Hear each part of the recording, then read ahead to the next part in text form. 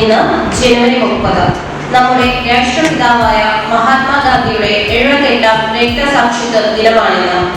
എല്ലാ വർഷവും ജനുവരി 30 ഇന്ത്യയുടെ സ്വാതന്ത്ര്യ സമരത്തിന്റെ വഴികാട്ടിയായ മഹാത്മാഗാന്ധിയുടെ ജീവിതത്തെയും പൈതൃകത്തെയും ഓർക്കുന്ന ദിനം കൂടിയാണിന്ന്.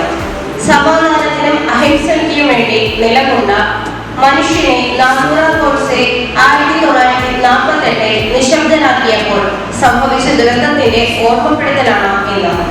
ഗാന്ധിജിയുടെ ത്യാഗപൂർണമായ ജീവിതത്തിന്റെ ഓർമ്മയ്ക്ക് മുന്നിൽ ഒരു നിമിഷം നമുക്ക് മൗനമായി പ്രാർത്ഥിക്കാം.